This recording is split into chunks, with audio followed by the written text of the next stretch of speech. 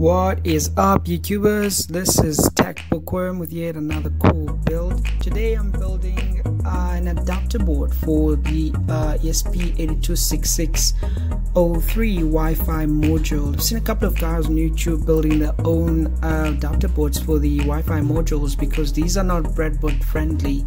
The spaces between each of those tiny pins is very small, so you need to build your own adapter board, or maybe get when you buy them as either a module like the Node MCU, or buy a board that's custom made for soldering these ICs and these modules on. So here I'm just trying to solder the male headers onto the protoboard, preparing the board, the spacing, so I can I can mount that Wi-Fi module on the back of this 3x3 centimeter protoboard.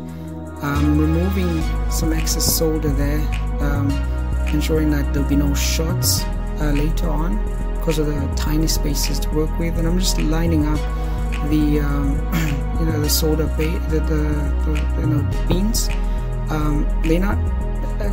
They're not completely lined up. They just offset by a couple of millimeters. This is because the gaps between the pins actually at the protoboard, the gaps in between, they're larger than the gaps of the Wi-Fi module. So you have to just offset it a bit and create this spider web looking like soldering pattern that you would see on this video here. So I'm trying to also lean the board down so that the solder doesn't flow onto the adjacent to the adjacent pins. It just flows down and pulled down by gravity. So that's the finish of the soldering.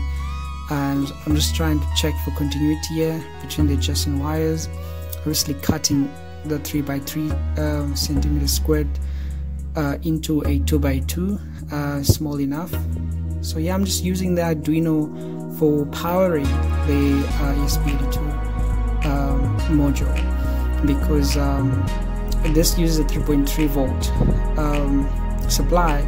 I have an FTDI cable that I'm using to flash the firmware, but it's a 5 volt FTDI cable. So the Arduino is just basically a power supply with its 3.3 volt regulator. I could have used the Arduino for flashing firmware, but I just opted to use the FTDI cable because it was available.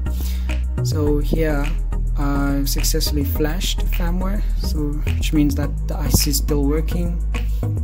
And like I said, I've used this on a couple of projects before, like my BMS project.